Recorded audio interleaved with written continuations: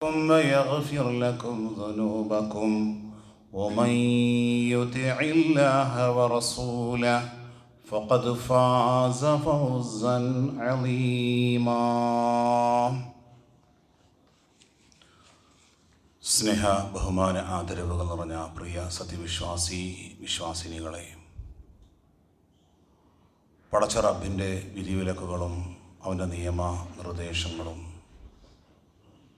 നമ്മുടെ രഹസ്യ ജീവിതത്തിലും പരസ്യ ജീവിതത്തിലും സൂക്ഷിച്ചുകൊണ്ട് നമുക്ക് മുകളിൽ അത്യുന്നതനായ ഒരു നാഥൻ നമ്മെ സദാ വീക്ഷിക്കുന്നുണ്ട് എന്ന ബോധ്യത്തോടെ യഥാർത്ഥ മുത്തക്കികളായി ജീവിതം നയിച്ചു കൊള്ളണമേ എന്ന് ആദ്യമായി സ്വന്തത്തെ മറക്കാതെ നിങ്ങൾ ഓരോരുത്തരോടും സഗൗരവം ഉണർത്തുകയാണ്, വസിയ്യത്ത് ചെയ്യുകയാണ്. പടച്ച റബ്ബ് നാം ഏവരെയും അവൻ ഇഷ്ടപ്പെടുന്ന അവൻ്റെ ഇബാദുർ റഹ്മാനിൽ ഉൾപ്പെടുത്തി അനുഗ്രഹിക്കുമാറാകട്ടെ. അവശേഷിക്കുന്ന നമ്മുടെ ജീവിതം പരിശുദ്ധ ഖുർആനും പ്രവാചക ചര്യയും അനുസരിച്ച് ജീവിതത്തിൻ്റെ അവസാന ശ്വാസം വരെയും അള്ളാഹുവിനെ അനുസരിച്ച് ജീവിക്കുവാനുള്ള മഹാസൗഭാഗ്യം നമുക്കൊക്കെയും നൽകി നമ്മെ അള്ളാഹു അനുഗ്രഹിക്കുമാറാകട്ടെ. നമ്മളൊക്കെ കേട്ടിട്ടുള്ള ഒരു വ്യക്തിയാണ് മുഹമ്മദ് മർമടപ്പിക്താൽ. ലോകത്ത് ആദ്യമായി പരിശുദ്ധ ഖുർആൻ ഇംഗ്ലീഷ് ഭാഷയിലേക്ക് ട്രാൻസ്ലേഷൻ ചെയ്തത് മുഹമ്മദ് മർമടപ്പിക്താലാണ്. അദ്ദേഹത്തിൻ്റെ യഥാർത്ഥ പേര് മർമടപ്പിക്താൽ എന്ന സഹോദര സമുദായത്തിൽപ്പെട്ട ഒരു വ്യക്തിയായിരുന്നു. എങ്ങനെയാണ് അള്ളാഹുവിൻ്റെ റസൂൽ സല്ലല്ലാഹു അലൈഹി വസല്ലം തങ്ങളുടെ പേരിട്ടുകൊണ്ട് മുഹമ്മദ് മർമടപ്പിക്താലായത്? അദ്ദേഹം യൂറോപ്പിൽ ഒരു ബ്രിട്ടീഷ് കമ്പനിയുടെ ഉദ്യോഗസ്ഥനായി വർക്ക് ചെയ്യുന്ന ഒരു കാലം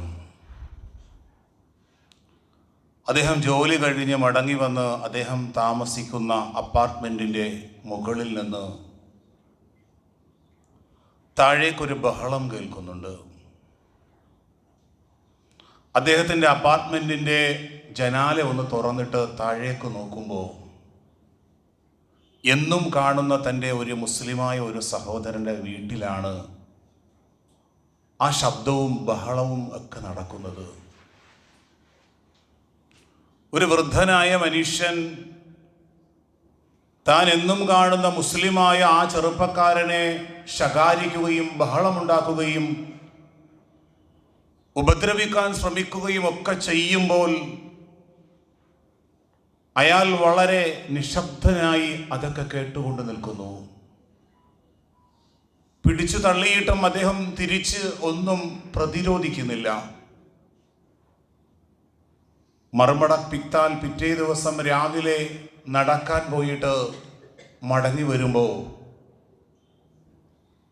പ്രഭാത നമസ്കാരം കഴിഞ്ഞ് മടങ്ങി വരുന്ന ആ മുസ്ലിമായ സഹോദരനെ കണ്ടിട്ട് ചോദിച്ചു, ഇന്നലെ വൈകുന്നേരം നിങ്ങളുടെ വീട്ടിലെ ബഹളമൊക്കെ ഞാൻ കേട്ടു, എന്തായിരുന്നു ആ വിഷയം?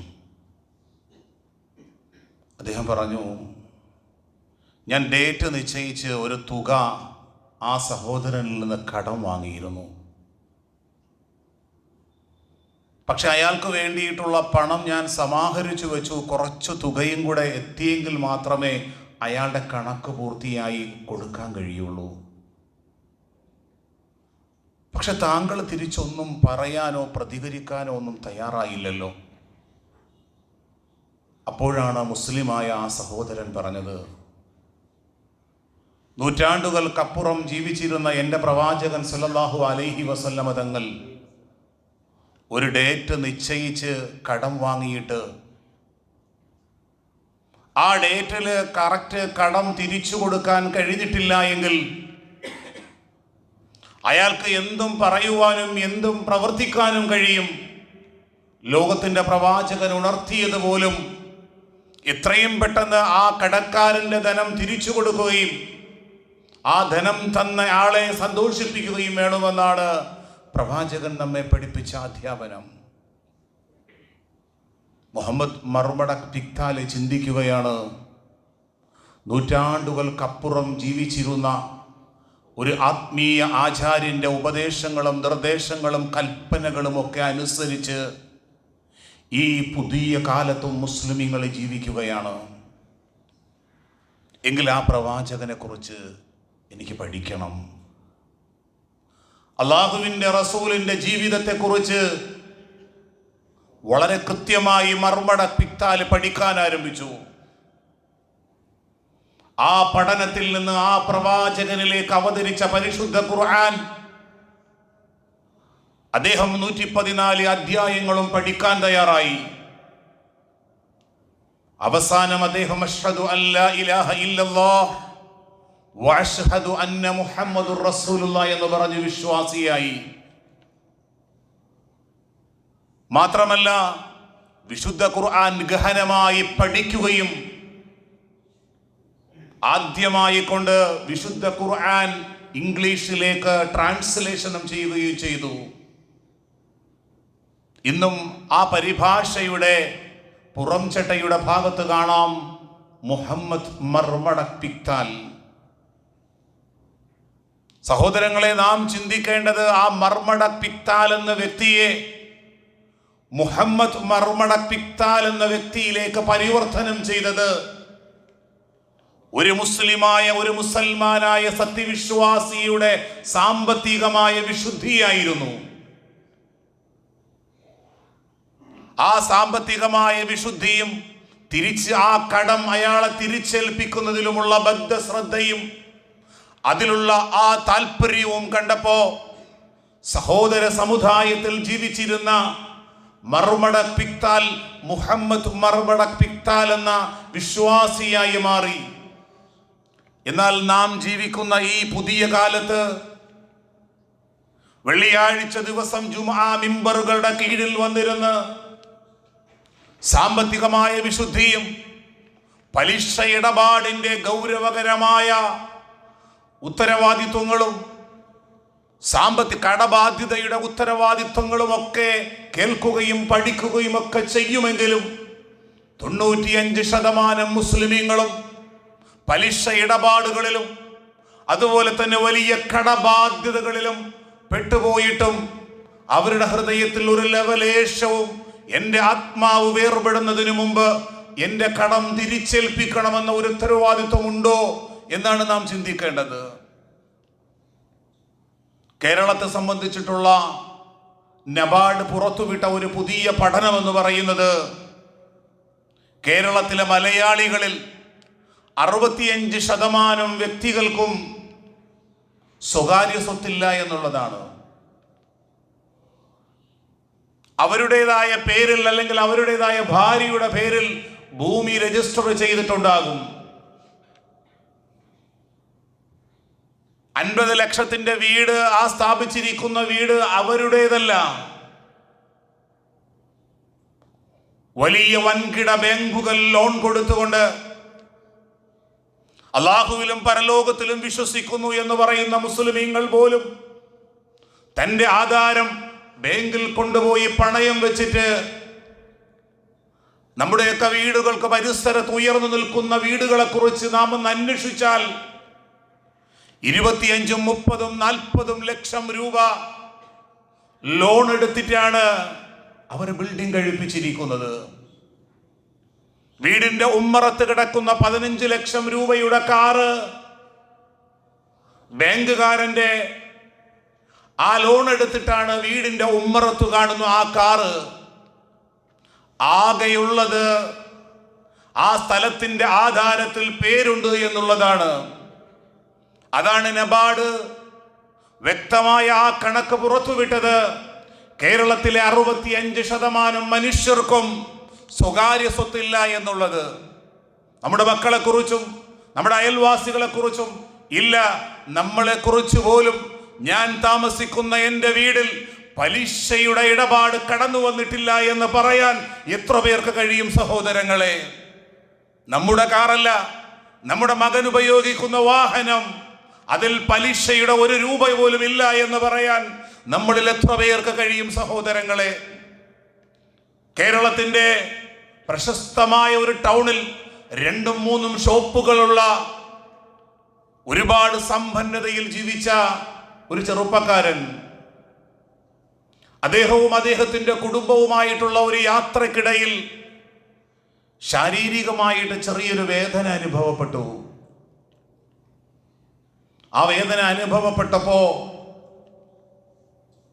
അദ്ദേഹം പെട്ടെന്ന് ഒരു ഹോസ്പിറ്റലിലേക്ക് പോയി ചികിത്സ തേടി. ആ ചികിത്സക്കിടയിൽ പെട്ടെന്നൊരു സ്ട്രോക്ക് അയാൾക്ക് കടന്നു വന്നു. 10-20 ദിവസം വെന്റിലേറ്ററിൽ കിടന്ന് വലിയൊരു തുക ബാധ്യതയായിട്ട് അദ്ദേഹം ഈ ലോകത്ത് നിന്ന് വിട പറഞ്ഞു. പക്ഷേ അള്ളാഹുവിനെ കുറിച്ചും പരലോകത്തെക്കുറിച്ചും പേടിയുള്ള അദ്ദേഹത്തിന്റെ ഭാര്യ അദ്ദേഹം കൊടുത്തു വീട്ടേണ്ട കടങ്ങൾ ഓരോന്നും, അദ്ദേഹം എടുത്ത ലോണുകൾ ഓരോന്നും കൃത്യമായി തിരിച്ചടയ്ക്കാൻ തുടങ്ങി. പാവമാ സഹോദരി 3 മക്കളുമായി കഴിഞ്ഞിരുന്ന കൊട്ടാര സമുച്ചയമുള്ള വീട് വിൽപ്പനയ്ക്ക് വെച്ച് വീട് വിറ്റു. 2 ഷോപ്പുകളും അവര് വിറ്റു. അവസാനം 1 വർഷം കഴിയുമ്പോ 1 രൂപ പോലും ബാലൻസ് ഇല്ലാതെ സ്വന്തം കുടുംബത്തിലേക്ക് മടങ്ങിപ്പോയി.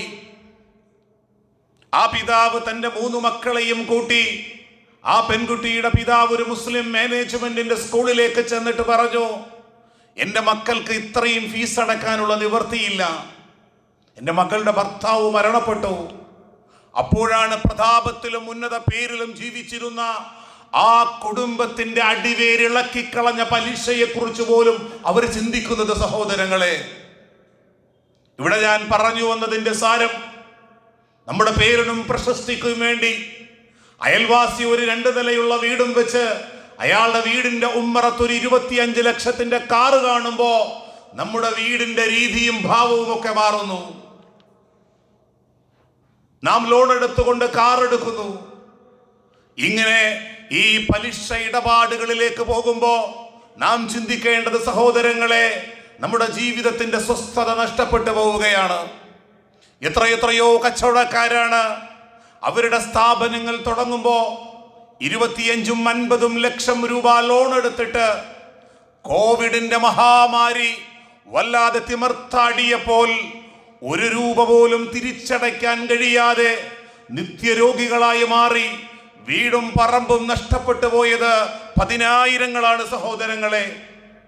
അല്ലാഹുവിന്റെ വിശുദ്ധ ഖുർആൻ നമ്മെ ഓർമ്മപ്പെടുത്തി, വഅഹല്ലല്ലാഹുൽ ബൈഅ വഹറമ റിബ. അല്ലാഹു സുബ്ഹാനഹു വ തആല കച്ചവടം നമുക്ക് അനുവദനീയമാക്കി. വഹറമ റിബ, പലിശ അല്ലാഹു നിഷിദ്ധമാക്കി. അല്ലാഹു അരുതേ എന്ന് പറഞ്ഞതിന്റെ 7 ഇലത്ത് പോലും വിശ്വാസി ചിന്തിക്കാൻ പാടില്ല സഹോദരങ്ങളെ. പ്രവാചകൻ സല്ലല്ലാഹു അലൈഹി വസല്ലമ തങ്ങൾ ഈ പലിശ ഇടപാടിനെ കുറിച്ച് പറഞ്ഞത് ഇപ്രകാരമാണ്: അർറിബാ സലാസും വസബഊന ബാബ. പലിശയ്ക്ക് 73 പരം വാതിലുകളുണ്ട്, കവാടങ്ങളുണ്ട്. ഐസറുഹാ മിസ്ലു അൻ യൻകിഹ റജുലു ഉമ്മഹ. അതിലെ ഏറ്റവും സിമ്പിളായ ഒരു കാര്യം പ്രവാചകൻ പറഞ്ഞത്, പലിശ ഉപയോഗിക്കുന്ന ഒരു മനുഷ്യൻ സ്വന്തം മാതാവിനെ വ്യഭിചരിക്കുന്നത് പോലെയാണ് എന്ന് കള്ളം പറഞ്ഞിട്ടില്ലാത്ത, ലോകത്തൊരാളെയും വഞ്ചിച്ചിട്ടില്ലാത്ത പ്രവാചകൻ നമ്മെ പഠിപ്പിക്കുകയാണ് സഹോദരങ്ങളെ. പലപ്പോഴും ആറ്റിങ്ങൽ ടൗണിൽ ഒരു ഷോപ്പുണ്ട്. ആ ഷോപ്പ് കൊണ്ട് ഉപ്പയും ഉമ്മയും മക്കളുമൊക്കെ കഴിഞ്ഞു പോകുന്ന ഒരു സഹോദരൻ, അവിടെ സാധനം സപ്ലൈ ചെയ്യുന്ന സഹോദരൻ പറയും, നിങ്ങൾ എത്ര കാലം കൊണ്ടാണ് ഈ ആറ്റിങ്ങളിൽ ഈ കച്ചവടം ചെയ്യുന്നത്? തൊട്ടടുത്ത കഴക്കൂട്ടത്തും കൊല്ലത്തുമെല്ലാം ഇതിന്റെ ഒരു ഫ്രാഞ്ചൈസി തുടങ്ങിക്കൂടെ? ഇതിന്റെ ഒരു ബ്രാഞ്ച് തുടങ്ങിക്കൂടെ? നിങ്ങളൊരു ശതകോടീശ്വരനായി മാറും.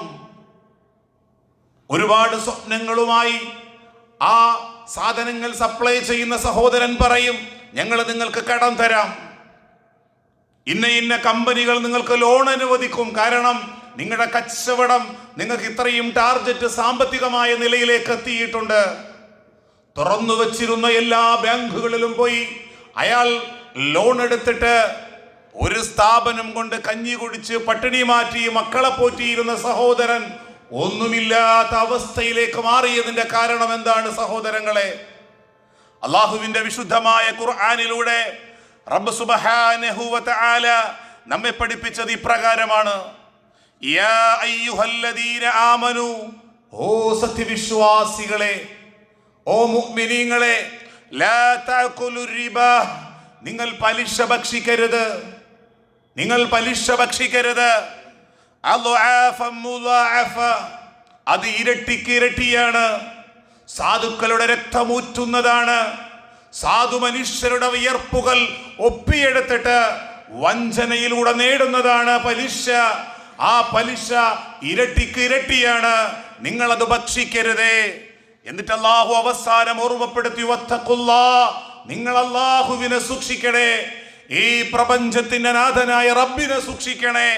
ലഅല്ലക്കും തുഫ്ലിഹൂൻ, എങ്കിൽ നിങ്ങൾക്ക് ജീവിതത്തിൽ വിജയിക്കാം,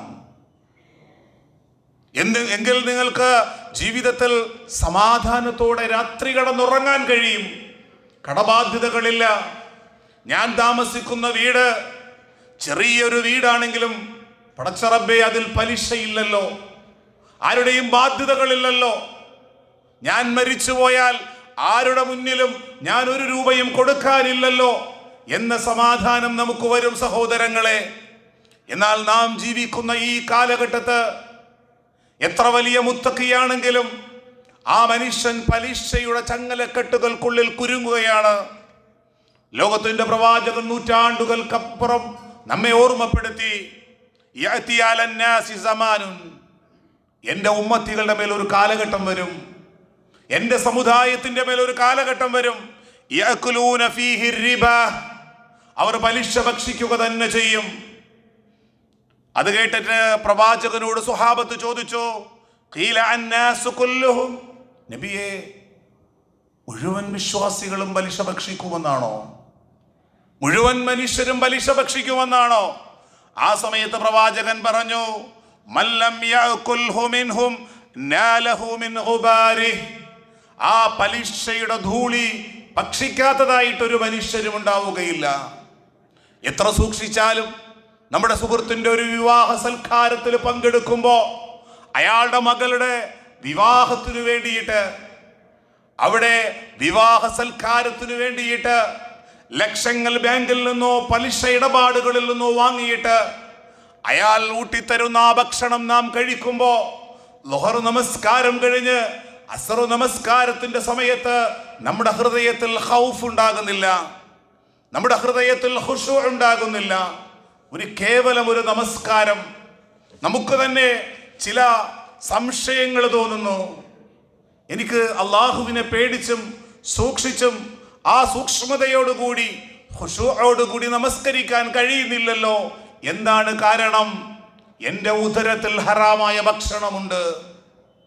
നാം ശ്രദ്ധിക്കണം സഹോദരങ്ങളെ, നമ്മുടെ ഉള്ളിലേക്ക് പോകുന്ന ഭക്ഷണത്തെക്കുറിച്ച് നാം ചിന്തിക്കണം.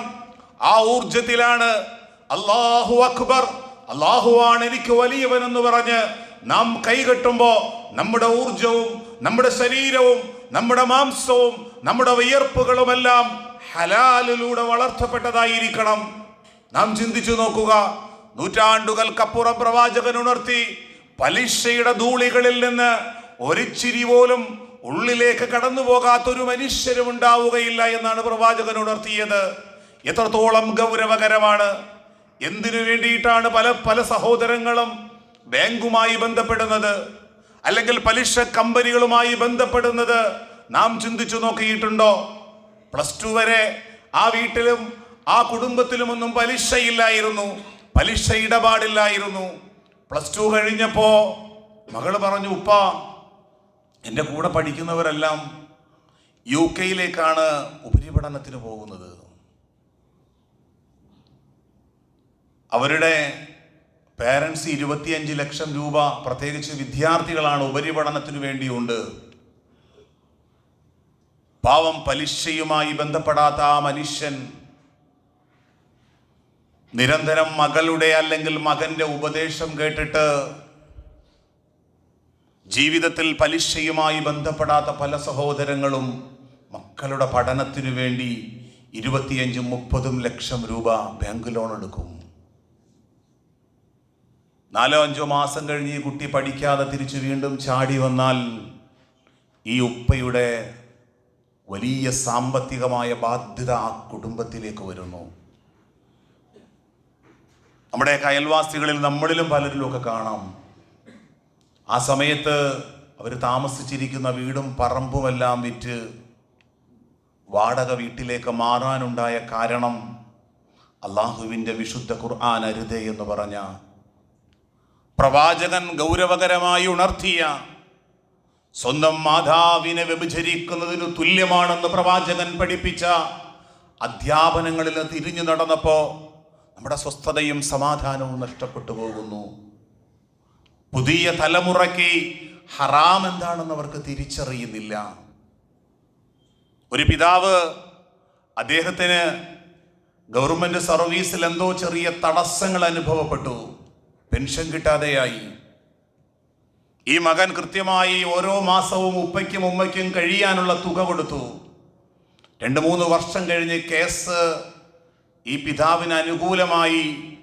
നഷ്ടപ്പെട്ടു പോയ ക്യാഷ് എല്ലാം തിരിച്ചു കിട്ടിയപ്പോൾ ഹലാൽ എന്തെന്നും ഹറാം എന്തെന്നും തിരിച്ചറിയാത്ത ആ മകൻ ഉപ്പയോട് പറഞ്ഞത്, ഞാൻ 4 വർഷക്കാലം ഉപ്പയ്ക്ക് ഇത്രയും തുക തന്നു, വാപ്പ എനിക്ക് ആ തുക മാത്രം തന്നാ പോരാ, ആ തുകയുടെ പലിശയും കൂടി എനിക്ക് വേണം.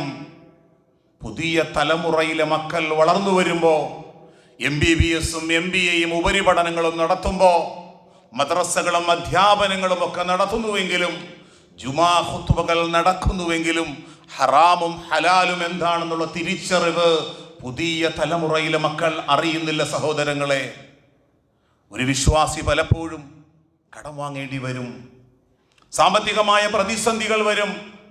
ഭാര്യയ്ക്കൊരു അസുഖം വന്നിട്ട്, മകനൊരു അസുഖം വന്നിട്ട് വലിയ തുകയും ബാധ്യതയുമാകുമ്പോൾ നമ്മുടെ സുഹൃത്തുക്കളോട് പോയി നാം കടം വാങ്ങേണ്ടി വരും. അല്ലാഹുവിന്റെ റസൂൽ സല്ലല്ലാഹു അലൈഹി വസല്ലം തങ്ങൾ നമ്മെ പഠിപ്പിച്ചത് വനഖദ അംവാലൻ നാസി യുരീദു വദഅഹ. ഒരു മനുഷ്യൻ ഒരു തുക കടം വാങ്ങി, പടച്ച റബ്ബേ എത്രയും പെട്ടെന്ന് ആ കടം തിരിച്ചു വീടാനുള്ള അതിനുള്ള വാതിലുകൾ നീ എനിക്ക് തുറന്നു തരണേ റബ്ബേ. ആ കടം വായിക്കുന്ന രാത്രി മുതൽ അയാൾക്ക് സ്വസ്ഥമായ ഉറക്കമുണ്ടാവില്ല. ഒരു മുഅ്മിനിന്റെ ഹൃദയം അങ്ങനെയാണ് സഹോദരങ്ങളെ. രാത്രിയിൽ അയാൾ ഉറക്കമുണരുമ്പോ ഞാൻ ആ സഹോദരന് ഇത്ര ക്യാഷ് കൊടുക്കാനുണ്ട്, ഇത്ര ധനം കൊടുക്കാനുണ്ട്, ആ പേടിയും ഉത്തരവാദിത്വവും ബോധവും അയാൾക്കുണ്ടാകും. പടച്ച റബ്ബ് ആ മനുഷ്യന് ചെയ്യുന്ന ഏറ്റവും വലിയൊരു അനുഗ്രഹത്തെക്കുറിച്ച് അള്ളാഹുവിന്റെ റസൂല് പറഞ്ഞത് അതല്ലാഹു അൻഹു, അത് വീടപ്പെടാനുള്ള അവസരം അള്ളാഹു അവനുണ്ടാക്കി കൊടുക്കും. വളരെ വേഗം അയാളുടെ കടത്തിൽ നിന്ന് സുരക്ഷിതമാകാനുള്ള അവസരം അള്ളാഹു അവനുണ്ടാക്കി കൊടുക്കും. എന്നാൽ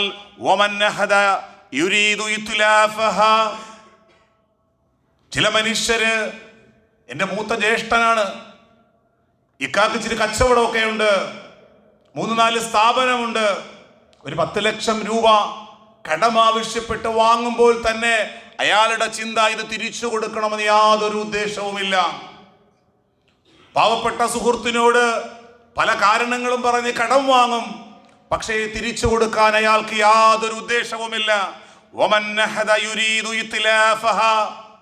ഒരു മനുഷ്യൻ തിരിച്ചു കൊടുക്കാൻ ഉദ്ദേശമില്ലാതെ അയാളെ പ്രയാസപ്പെടുത്തുന്ന രൂപത്തിൽ ഒരു ഉദ്ദേശവുമില്ലാതെ അയാൾ കടം വാങ്ങുകയാണെങ്കിൽ അല്ലാഹു അയാളെ നാശത്തിലേക്ക് എത്തിക്കുന്നതാണ്. സഹോദരങ്ങളെ, നാം ശ്രദ്ധിക്കേണ്ടതാണ്.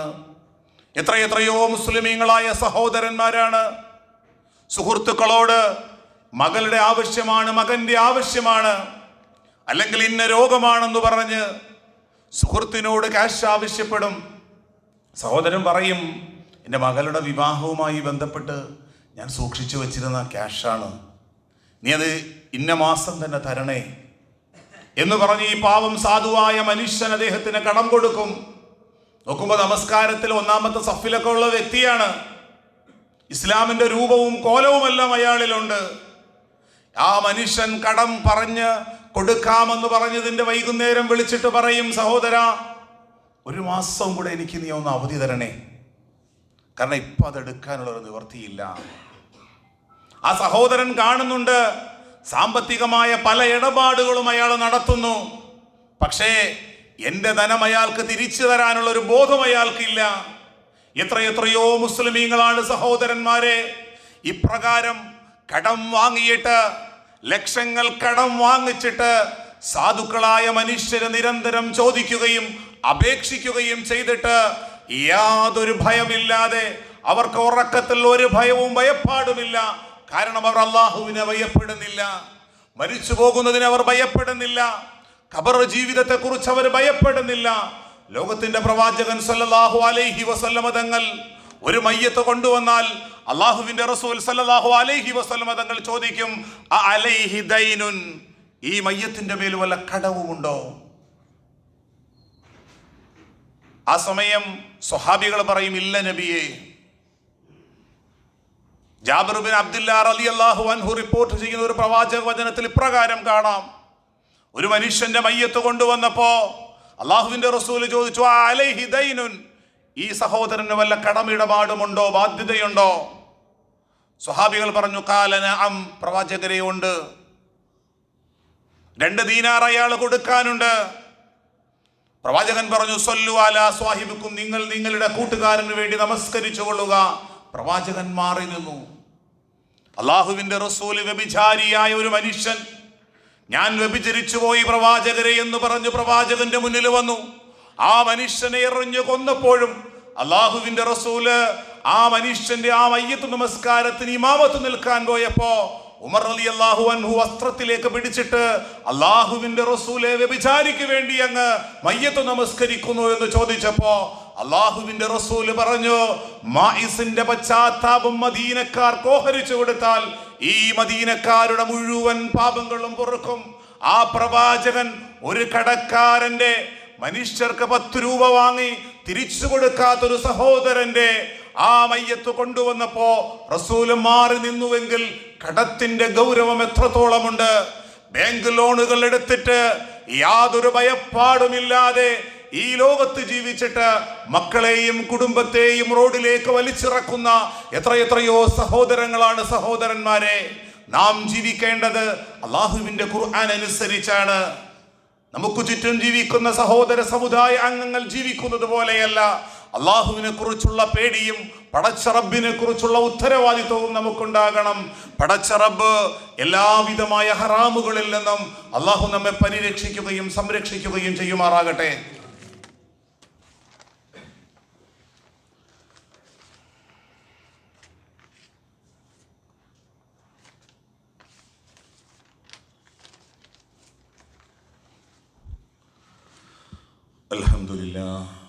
അൽഹംദുലില്ലാഹി റബ്ബിൽ ആലമീൻ, അസ്സലാത്തു വസ്സലാമു അലാ അഷ്റഫിൽ മുർസലീൻ വഅലാ ആലിഹി വസഹ്ബിഹി അജ്മഈൻ. ഇത്തഖുല്ലാഹ ഇബാദല്ലാഹ്.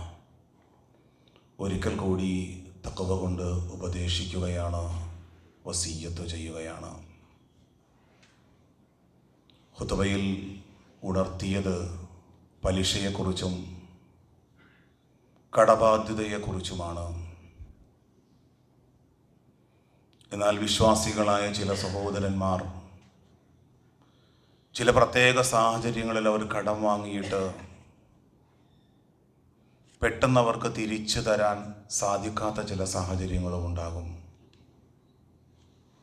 അള്ളാഹുവിൻ്റെ റസൂൽ സല്ലല്ലാഹു അലൈഹി വസല്ലമ തങ്ങൾ നമ്മെ ഉണർത്തിയത്, മൻ അൻളറ മുഅസ്സിറ, ഞെരുക്കമുള്ള പ്രയാസം അനുഭവിക്കപ്പെടുന്ന ഒരു മനുഷ്യന് കുഴപ്പമില്ല, നീ ഒരു 2-3 മാസം കൂടെ കഴിഞ്ഞിട്ട് നീ ആ ധനം എന്നെ തിരിച്ചേൽപ്പിച്ചാൽ മതി, ഒരാശ്വാസം കൊടുത്താൽ. ഔ വളഅ അൻഹു, അല്ലെങ്കിൽ അയാൾ തിരിച്ചു കൊണ്ടുവരുമ്പോൾ അയാളുടെ സാമ്പത്തികമായ പ്രതിസന്ധി കണ്ടിട്ട് അതിൻ്റെ സംഖ്യയൊന്ന് കുറച്ചു. നീ ഒരു 20,000 രൂപ, 1,00,000 രൂപയല്ലേ വാങ്ങിയത്, 80,000 മതി, എന്തെങ്കിലും ഒന്ന് സംഖ്യ കുറച്ചു കൊടുത്ത് അങ്ങനെ ചെയ്യുകയാണെങ്കിൽ അല്ലല്ലാഹു ഫീ ളില്ലിഹി, നാളെ പരലോകത്ത് അള്ളാഹുവിൻ്റെ തണലല്ലാതെ മറ്റൊരു തണലുമില്ലാത്ത ആ ദിവസം റബ്ബിൻ്റെ തണൽ നമുക്കുണ്ടാകും സഹോദരങ്ങളെ. ഫക്കീർ എന്ന് പറഞ്ഞാൽ നമുക്കറിയാം, നമ്മുടെ സക്കാത്ത്